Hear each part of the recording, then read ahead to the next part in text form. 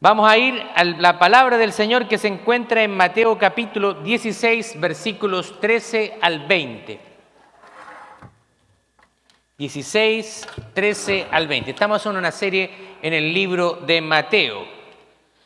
Vamos a ir rápidamente entonces al versículo 13 de Mateo 16. Si está conmigo se pone en pie, si no tiene impedimento físico para hacerlo. Vamos a leer la palabra del Señor en pie como reverencia delante de Él. Dice el versículo 13, en el nombre de nuestro Señor Jesucristo y bajo la bendición del Padre, Hijo y Espíritu Santo. Viniendo Jesús a la región de Cesarea de Filipo, preguntó a sus discípulos diciendo: ¿quién dicen los hombres que es el Hijo del Hombre? Ellos dijeron: unos Juan el Bautista, otros Elías y otros Jeremías o alguno de los profetas. Él les dijo: ¿y vosotros, quién decís que soy yo? Respondiendo Simón Pedro dijo: tú eres el Cristo, el Hijo del Dios viviente. Entonces le respondió Jesús: bienaventurado eres Simón, hijo de Jonás, porque no te lo reveló carne ni sangre, sino mi Padre que está en los cielos. Y yo también te digo que tú eres Pedro, y sobre esta roca edificaré mi iglesia, y las puertas del Hades no prevalecerán contra ella. Y a ti te daré las llaves del reino de los cielos, y todo lo que atares en la tierra será atado en los cielos, y todo lo que desatares en la tierra será desatado en los cielos. Entonces mandó a sus discípulos que a nadie dijesen que Él era Jesús, el Cristo. Amén. Puede tomar asiento. El sermón del día de hoy lleva por título: ¿quién es Jesús para ti? ¿Quién es Jesús para ti? La identidad de Jesús probablemente es una de las cuestiones más importantes que cualquier persona deba responder. En este pasaje Jesús hace una pregunta clave a sus discípulos: ¿quién dicen los hombres que es el Hijo del Hombre? En otras palabras, Jesús te le está diciendo: ustedes seguramente escuchan los rumores, lo que la gente habla. ¿Qué está diciendo la gente acerca de mí? ¿Quiénes piensan ellos que soy yo? Y aquí tenemos varias respuestas, ¿cierto? Algunos le dicen que tú eres Juan el Bautista, que eres un profeta, que eres Elías, que eres Jeremías, o un profeta simplemente. Así que la gente realmente nos damos cuenta que no sabía quién era Jesús. Ahora le hace otra pregunta a Jesús a sus discípulos y les dice: pero ahora les pregunta a ustedes, independiente de lo que la gente hable, ahora les pregunta a ustedes: ¿quiénes ustedes dicen que yo soy? Y ustedes, ¿cierto? ¿Qué dicen? ¿Quién soy yo para ustedes? Y es la misma pregunta que el Señor el día de hoy nos hace a nosotros. ¿Quién es Jesús para ti? ¿Es alguien que recurres a Él cuando tienes problemas y mientras está todo bien? Hay buen trabajo, está la economía bien, va la familia bien, el matrimonio bien. No te olvidas de Jesús. Vienen los problemas y ahí te acuerdas: me acordé de Jesús, voy a ir a la iglesia.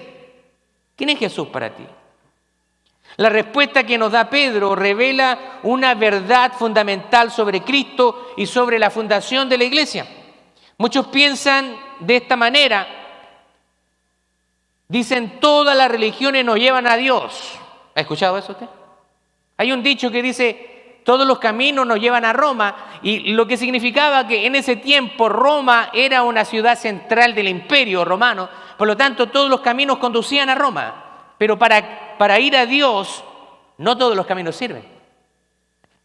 Para ir a Dios solamente está la persona de Jesús. De hecho, Jesucristo dijo: yo soy el camino, yo soy la verdad y yo soy la vida, y nadie puede llegar al Padre sino solamente a través de mí. Así que usted no puede llegar a Jesús, a Dios el Padre, a través de una virgen, de un santo, de alguien que intercede por usted. Hay una gran diferencia entre la teología católica y la teología cristiana evangélica, porque la teología cristiana católica te dice que tú puedes ir a Jesús, a Dios el Padre, a través de María. Pero el problema es que eso no está respaldado por ningún versículo bíblico. María fue una mujer piadosa, temerosa de Dios, y nosotros tenemos que admirar la obediencia de María, pero María fue una mujer mortal de carne y hueso, tal como usted y yo, y también pecó. Así que también ella, aunque humanamente fue la madre de Jesús, ella también necesitaba ser salvada por Jesús. No me cabe la menor duda que María ahora está gozando la presencia del Señor, pero que nosotros le pidamos a ella es un insulto para Jesús. Porque Jesús dijo, yo soy el camino. El apóstol Pablo dice, hay un solo mediador entre Dios y los hombres, Jesucristo hombre. No hay otro. Muchas personas tienen ideas acerca de Jesús. Mire, en el Islam, Jesús es llamado Isa en árabe y es considerado un profeta importante, pero ellos no lo consideran el Hijo de Dios, ni menos Dios mismo. Para el Islam, Jesucristo solamente fue un profeta, alguien que hablaba de parte de Dios. Para los testigos de Jehová, ellos tienen una visión muy distinta de Jesús en comparación con el cristianismo evangélico. Para ellos Jesús es el Hijo de Dios, pero para ellos no es Dios. Creen que Jesús es una creación de Dios, que Jesús es creado por Dios. Y por lo tanto es su Hijo solamente. Pero no es parte de la Trinidad, ni tampoco es igual a Dios. Fue creado por Dios. Y creen que no resucitó físicamente, sino como un ser espiritual. Y enseñan que Jesús no resucitó corporalmente, sino que resucitó como un espíritu y luego se manifestó a sus discípulos. ¿Se da cuenta? Si usted estudiara, usted se daría cuenta de los errores que la gente cree. Por eso que acá en la iglesia Steamtown Church nos encanta que usted estudie la Biblia. No queremos manipularlo, queremos hablarle la verdad. También existen los mormones. ¿Saben qué creen ellos? Esto es más horrendo y horripilante aún. Ellos creen que Jesús es el Hijo literal de Dios el Padre. Creen que Jesús es el Hijo literal de Dios Padre y que todos los seres humanos son hijos espirituales de Dios y enseñan que Dios Padre, Jesucristo y el Espíritu Santo son tres seres distintos, o sea, no son una unidad perfecta. Ellos no aceptan la Trinidad, pero el cristianismo ortodoxo y como lo vemos en la Biblia, la Trinidad, aunque esta palabra no aparece en la Biblia, el concepto sí está. Cuando Jesucristo es bautizado, dice que la palabra de Dios, que hay una voz del cielo que dice, este es mi Hijo amado en el cual tengo complacencia. Y Jesús estaba siendo bautizado y entonces enseguida dice que el Espíritu Santo desciende en forma de paloma. Así que tenemos a tres personas distintas. No son iguales en función, iguales en esencia, pero diferentes en función. Esto es muy importante. Jesús está ahora en Cesarea de Filipo. Voy a dar un poco de contexto. Esta era una región de fuerte influencia pagana. Los discípulos han visto milagros y han visto enseñanzas de Jesús, pero ahora deben afirmar qué creen que es Él. ¿Quién es Él? Esta confesión es crucial, ya que define la fe cristiana y el propósito de la iglesia. Si nosotros no tenemos claro y no sabemos responder a la pregunta ¿quién es Jesús?, entonces vamos a estar en peligro de creer cualquier cosa. Cuando me reuní con los últimos hermanos que se van a bautizar el día de hoy, les pregunté y les dije, si estuviera en el cielo, cuando lleguen al cielo y se les preguntara por qué usted debe entrar en el reino de los cielos. Y la respuesta tiene que ser muy simple, porque Jesucristo pagó el precio por mí. Usted no va a llegar al cielo por méritos propios. Y esto es algo que en nuestra comunidad hispana, recuerde que esto viene de nuestra idiosincrasia latinoamericana. Fuimos conquistados por España, nos inculcaron la religión católica y que la salvación se obtiene mediante de las obras.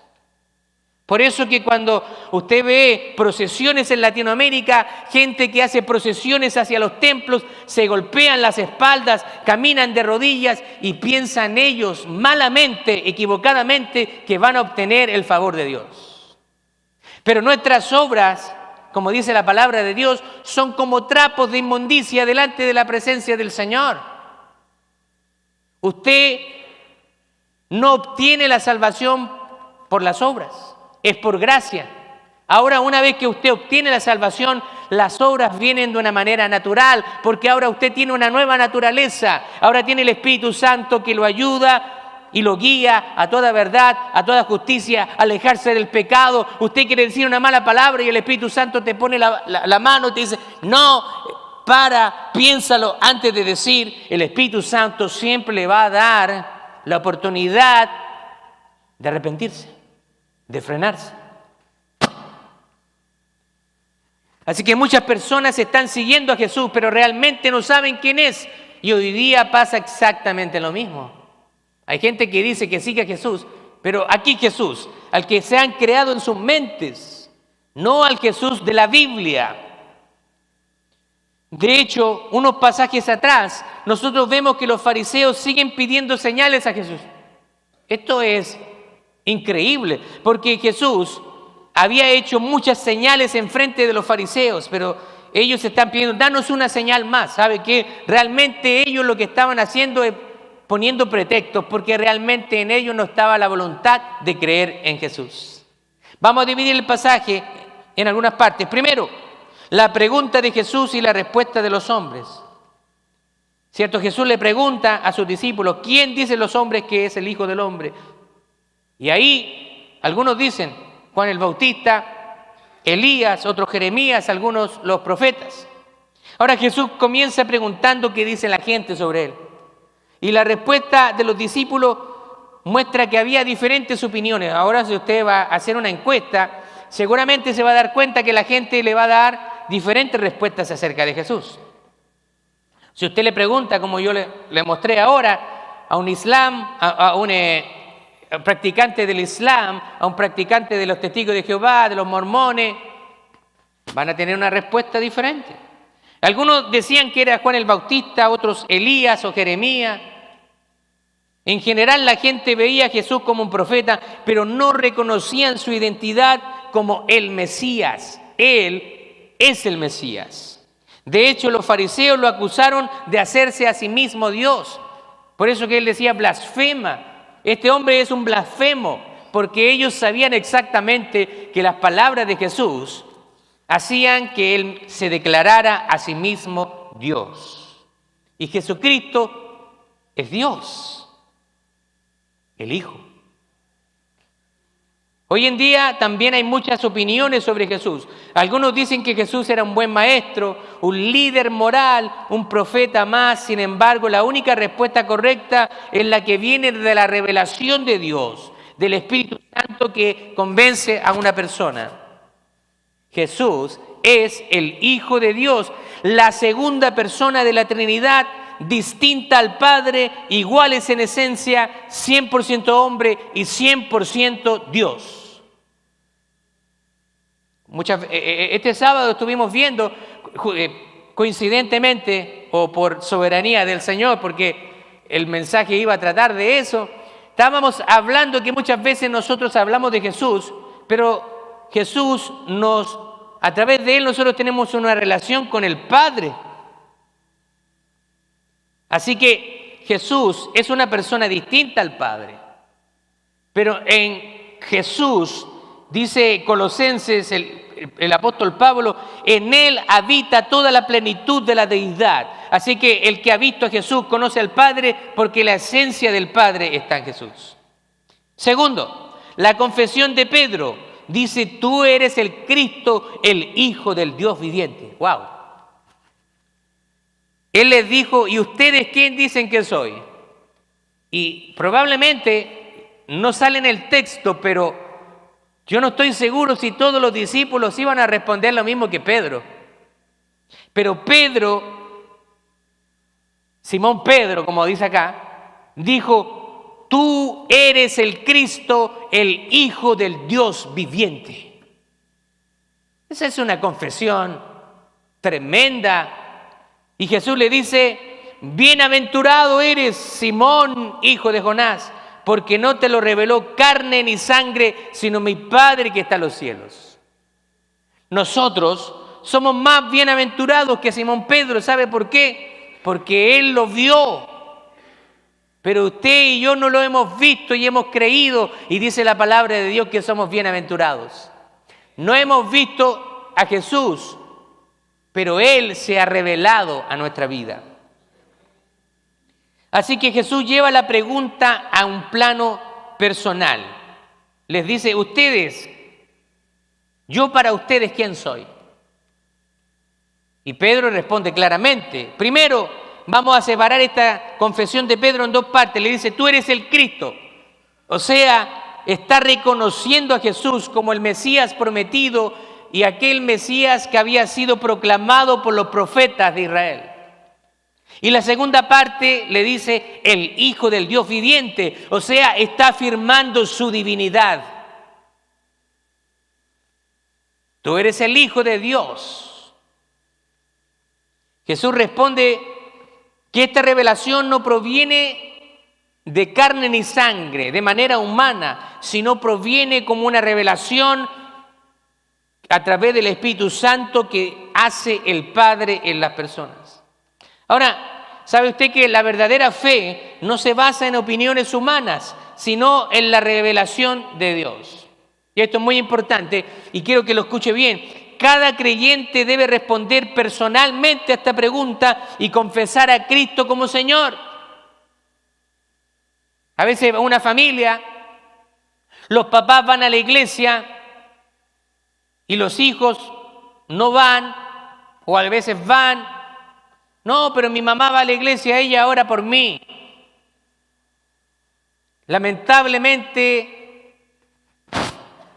podemos nosotros criar a nuestros hijos en la fe, pero no podemos tomar una decisión por ellos. Son ellos los que deben tomar una decisión. Yo había sido criado en una familia conservadora. Mis padres eran una familia conservadora, se declaraban a sí mismos católicos, aunque yo jamás en mi vida los vi ir a asistir a una iglesia. Esto era más que nada algo nominal. ¿De qué religión eres tú? Católico. Nacías en la familia y ya eras católico, considerados inmediatamente católicos. Eso sucede mucho. Yo sé que en Latinoamérica, en México, sucede mucho eso. Usted nace en una familia y como todos son católicos, ¿qué es lo que era usted? Es católico. Y usted le pregunta acerca de teología, ni siquiera va a misa, nunca ha pisado una iglesia y se considera católico. Eso es más que nada una confesión nominal, pero realmente no hay una conexión, un compromiso con la religión. Así que cuando yo llegué a una edad ya de entendimiento y a mí se me presenta el Evangelio, yo tomé una decisión por Cristo. Yo vivía con mis padres todavía, estaba joven, alrededor de los 20 años, y estaba viviendo con ellos cuando conocí a Cristo, hice una decisión por Cristo. Y recuerdo, creo que lo he mencionado más de una vez, pero probablemente algunos de ustedes no lo sepan, mi madre me dice, Marcelo, te prohíbo que sigas el Evangelio. Así me dijo.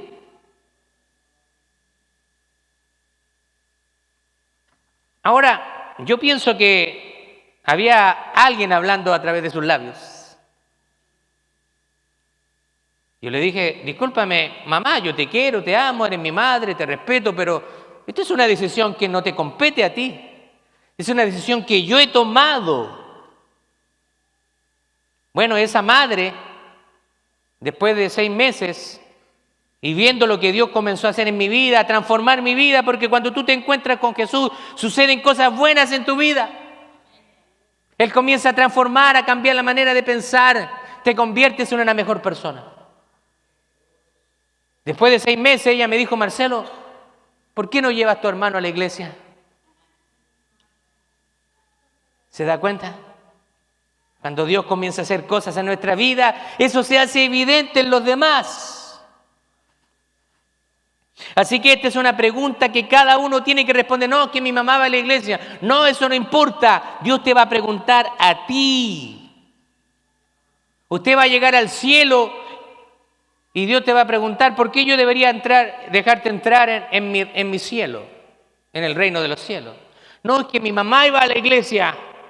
Ahí eso no sirve. Ahí no sirve. Mi abuelito iba a la iglesia, él oraba por mí. No, no sirve eso acá. Esta es una relación personal. Tú tienes que tomar una decisión.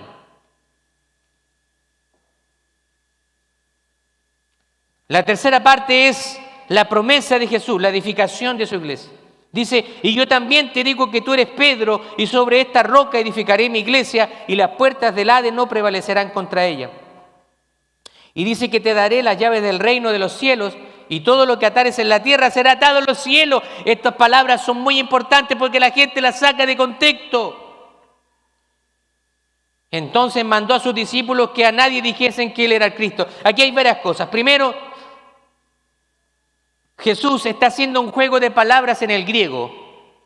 Usted no sabe griego, usted sabe español, inglés probablemente, pero el Nuevo Testamento fue escrito en griego. Cuando dice cuando la declaración de Pedro le dice, tú eres Petra, la roca,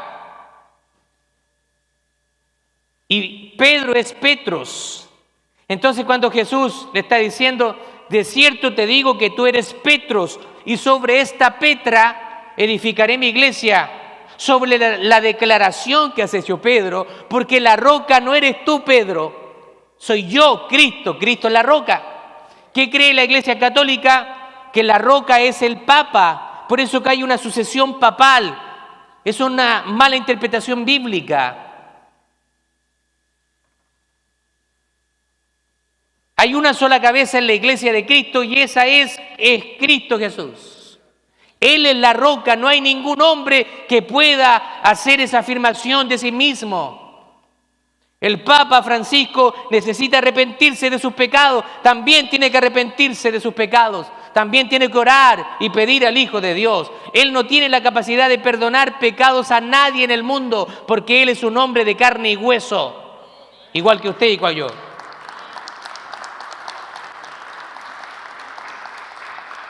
Ahora aquí hay una declaración que dice, las puertas del Hades no prevalecerán contra ella. Así que está diciendo Jesús, la iglesia es indestructible porque es el fundamento de Cristo, porque la iglesia ha sido creada en el corazón de Dios para que pueda nacer. Así que nosotros estamos hoy en día como iglesia de Cristo, no porque usted ha inventado, no se nos ha ocurrido a nosotros los pastores, es porque es la voluntad de Dios.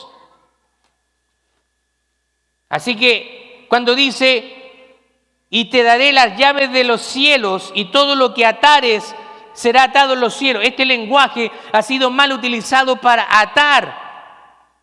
Yo sé que muchos venimos quizás de una tradición diferente, hemos crecido en diferentes iglesias y nos han enseñado cosas mal. Yo no siempre estuve lo correcto, también creía cosas malas y a mí me enseñaban que tú podías atar. Y ataban a los demonios. Te ato en el nombre de Jesús, demonio. Ato esa enfermedad. ¿Qué significa eso? Satanás, te ato en el nombre de Jesús. ¿Cuánto podía permanecer atado? Un día, 24 horas y ¡pum! ¿Usted cree que usted tiene la autoridad para atar a Satanás? Satanás yo creo que lo queda mirando. Se arranca, pero usted no tiene la autoridad para sujetar los demonios. Lo que usted tiene la autoridad para reprenderlos, no en su nombre, por cierto, en el nombre de Jesús. Así que muchas veces te ato, y se usa este vocabulario, enfermedad, te ato en el nombre de Jesús. ¿Qué pasa?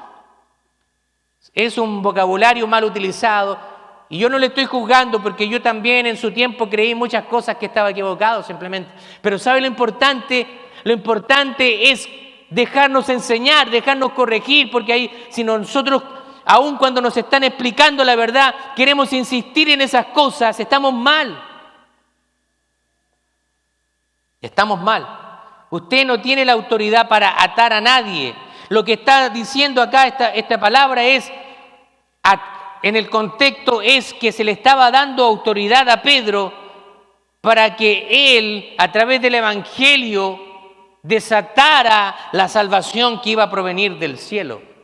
De hecho, en el libro de Hechos, en el capítulo 2, vemos que Pedro está predicando y ¿sabe cuántas personas se bautizan después del sermón de Pedro?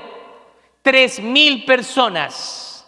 Y la mayoría de los eruditos concuerdan de que ahí es el cumplimiento de esta palabra, porque Pedro, bajo la autoridad de Cristo, abre las ventanas de los cielos para la salvación, y ahí comienza la historia de la iglesia. Ahora, dice, las puertas del Hades no prevalecerán contra la iglesia. Ahora, ¿qué es lo que es el Hades? ¿Qué es lo que es el Hades? ¿Sabe lo que es el Hades? Bueno, yo sé que hay mucha confusión, así que el día de hoy quiero aclararlo. Se usa esta palabra para describir el lugar de los muertos o el mundo de los difuntos. Se menciona principalmente en el Nuevo Testamento y tiene una conexión con el concepto del Seol o Sheol del Antiguo Testamento, que era el lugar donde iban los muertos. Los muertos van al Hades, que está compuesto, el Hades está compuesto por el seno de Abraham y el lugar de tormento. Nosotros vemos la historia de Rico y Lázaro, que hay una separación entre estos dos lugares, pero el que estaba siendo atormentado podía ver que Lázaro era consolado por Abraham. Así que el Hades es donde nosotros vamos después de morir a esperar la resurrección. No es el lugar definitivo de nuestra habitación eterna, porque vamos a resucitar, pero es el estado temporal donde vamos a ir, el estado eterno. Ahora, muchas personas piensan y toman literalmente las palabras de la Biblia y dicen, y fue a dormir. Cuando una persona muere, no es que en el cielo está sleeping. Dormir es un eufemismo para decir que ha muerto. Así que cuando una persona muere, está consciente, descansando ya en la eternidad, en el Hades, ¿cierto? En el seno de Abraham, o los que no han recibido a Cristo están en el lugar de tormento que se encuentra en el Hades. Así que esto es un lugar temporal, ya que a los malvados y a Satanás y sus demonios les espera el castigo final, que es el lago de fuego, y a los creyentes el cielo eterno. El lago de fuego en esta hora está vacío, todavía no llegan ahí, pero una vez que la gente muera, los que no están en Cristo, los que hayan rechazado a Cristo, van a ir al lago de fuego, van a ser lanzados ahí junto con Satanás y todos los demonios. Y los cristianos, los que han recibido a Cristo en vida, van a ir al cielo eterno, a la nueva Jerusalén, al cielo nuevo y la tierra nueva. Ahora, ¿a qué se refiere Jesús cuando dice las puertas del Hades no prevalecerán contra la iglesia? Aquí tenemos varias interpretaciones. Algunos dicen que es el poder de la muerte no vencerá a la iglesia, porque el Hades es un lugar de los muertos. Y la segunda interpretación es que las fuerzas del mal no podrán detener el avance de la iglesia. En este contexto, las puertas del Hades pueden simbolizar el poder de Satanás y su reino de oscuridad. Ahora, hay otra doctrina falsa, no bíblica, que es el purgatorio, que dice una persona muere y va al purgatorio, y los que están aquí en la tierra pueden interceder por esa persona, pueden orar, porque mientras más oren esa persona puede alcanzar la vida eterna Eso es antibíblico. La Biblia dice, está establecido que el hombre muera una vez y luego de esto el juicio. Así que mientras usted tenga vida, usted tiene la oportunidad de recibir a Cristo. Una vez que usted se muere, usted ya hizo su decisión. O se va con Cristo o se va a sufrir eternamente en el infierno. Ahora, la iglesia pertenece a Cristo y está basada en la verdad de su identidad. Como creyentes nosotros debemos vivir en esta verdad y proclamarla con valentía. Quiero terminar ya para que podamos seguir con el servicio y al tiempo de bautismo. Pero yo quiero dejarle algunos conceptos. Porque la confesión de Pedro nos enseña varias cosas. Primero, no podemos basar nuestra fe en opiniones humanas, sino en la revelación de Dios, o sea, en su palabra. Así que cuando alguien diga, mire, yo opino esto, bueno, es su opinión, pero ¿qué dice la Biblia? Porque hay una diferencia entre su opinión y lo que dice la Biblia. Muchas veces yo me encontraba con personas que uno les predicaba el evangelio y decía, no, espérese. Hold on. Yo creo en Dios a mi manera. ¿Sabe lo que demuestra eso? Soberbia, ignorancia, porque Dios nos ha dejado su palabra. Imagínense, aquí habemos una audiencia, no sé, 100 personas. Imagínense que cada uno de nosotros creyera en Dios a nuestra manera. No vamos a coincidir nunca, jamás. Si hasta también tengo desacuerdos con mi esposa muchas veces. No coincidimos en todo. Yo sé que usted también los tiene. Así que el Señor, conociendo que el hombre es fantasioso, le gusta inventarse cosas, Él sabía que todas estas religiones iban a ser inventadas por los hombres. Él sabía que iba a nacer Joseph Smith, iba a fundar la secta de los mormones. También sabía de Elena de White que iba a fundar la secta de los adventistas del séptimo día. Él sabía todo eso. Entonces el Señor, en su providencia, en su sabiduría, dijo, yo les dejaré la palabra para que nadie los engañe. Así que su opinión, aunque respetable, no es relevante, ni tampoco la mía, si aquí yo no me salvo. Mi opinión no es relevante, es lo que la palabra de Dios diga. Esa es nuestra autoridad. Segundo, cada uno debe responder personalmente a la pregunta de quién es Jesús en su vida. ¿Quién es Jesús para usted? ¿Quién es Jesús para usted? Si responde y se arrepiente, entonces usted recibe la vida eterna. Porque el que recibe al Hijo tiene la vida eterna, mas el que rechaza al Hijo, la ira de Dios está sobre él. Porque el Hijo no se envió a sí mismo, sino el Padre envió al Hijo para que la salvación se obtuviera a través de él. Así que damos gracias al Señor que el día de hoy tenemos hermanos que han hecho esto. Y ahora han declarado que Jesucristo es el Señor. Han reconocido que son pecadores. Soy pecador. Necesito un Salvador. Creo que Jesucristo murió en la cruz del Calvario, derramó su sangre, murió, pero resucitó al tercer día. Y yo creo en eso. Y ahora, por esa confesión, Dios me salva. Y es por eso que ahora nuestros hermanos, en obediencia a Jesús, van a ser bautizados. Porque la palabra del Señor dice en Marcos capítulo 16, verso 15, el que creyere y fuere bautizado será salvo. Es ahí, es una conjunción en gramática y conecta lo uno con lo otro. Así que si usted cree, tiene que ser bautizado, no es opcional. Hablaba con los hermanos el día sábado, yo les decía, si una persona recibe a Cristo, no hay por qué esperar.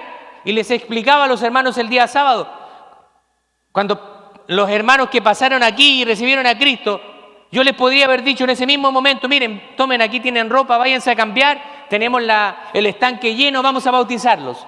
No hay por qué esperar. De hecho, usted lea el libro de los Hechos, va a haber un patrón. La gente se arrepentía y se bautizaban inmediatamente. En Hechos capítulo 8, cuando Felipe se acerca al carruaje del eunuco y el eunuco va leyendo un pasaje del profeta Isaías acerca de Jesús, y él no sabía. Este eunuco creía en Dios. Había probablemente la diáspora, los judíos que se habían dispersado durante las persecuciones, las invasiones, habían predicado, habían hablado de Dios Padre, de Jehová, y este eunuco era un creyente en Dios, pero tenía la revelación incompleta, no había escuchado de Jesucristo. Entonces, cuando va en el carruaje y Felipe se acerca y le dice, ¿entiendes lo que lees? Y el eunuco le dice, ¿cómo voy a entender si nadie me lo explica? Y el eunuco le pregunta a Felipe, ¿de quién está hablando el profeta? Dímelo, ¿está hablando de sí mismo o de alguien más? Entonces, Felipe le dijo, el profeta está hablando de Jesucristo, del Mesías.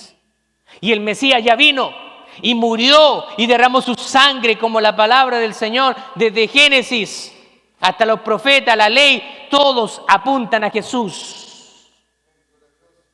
Entonces, cuando Felipe le presenta el Evangelio, Jesús murió por ti, y si tú crees en Él y lo recibes y te arrepientes de tus pecados, tienes la vida eterna. ¿Qué es lo que hizo el eunuco? Detente. Dice que mandó a parar el carruaje. Paren, aquí hay agua. Por esas gesualidades de la vida, por esa provisión divina, justamente había agua. No sé, iban en un desierto, un oasis ahí, y Felipe y el eunuco le dice, ¿qué impide que yo sea bautizado? Y Felipe le dice, si tú crees en Jesús, puedes bautizarte. Y dice que pararon el carruaje, se bajaron los dos, Felipe lo bautiza, y dice que el eunuco continuó gozoso su viaje y Felipe fue arrebatado de su presencia. Gloria a Dios. Así que la pregunta para usted es, si usted ha recibido a Cristo, ¿qué está esperando para obedecerlo?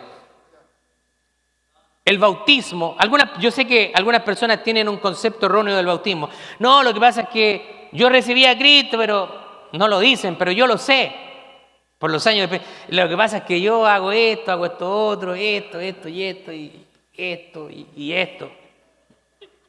Entonces, la respuesta más común, no estoy preparado. ¿Y de qué tiene que estar preparado, hermano, si cuando el Señor viene a nosotros estamos en medio del pecado? Nadie está preparado, usted no ha transformado su vida. El bautismo es el comienzo del discipulado. Ahí comenzamos a ser discípulos y vamos a ser discípulos toda la vida, porque nadie se gradúa de discípulo. Yo ahora como pastor soy un discipulador, quiere decir que enseño a otras personas, pero a la misma vez yo sigo siendo un discípulo, porque Dios sigue trabajando en las áreas donde tengo que cambiar. Así que somos discípulos toda la vida, nos vamos a morir con imperfecciones. Usted no puede esperar, no, que yo quiero esperar un tiempo, quiero ser un poquito más perfecto. Somos imperfectos toda la vida. Usted no tiene nada que esperar. Simplemente el bautismo es el paso de obediencia. Cuando usted no quiere bautizarse es que usted está confiando en usted. Usted conoce sus debilidades. Pero cuando usted se bautiza, usted está confiando en Cristo, en que Él va a transformar su vida. Gloria a Dios.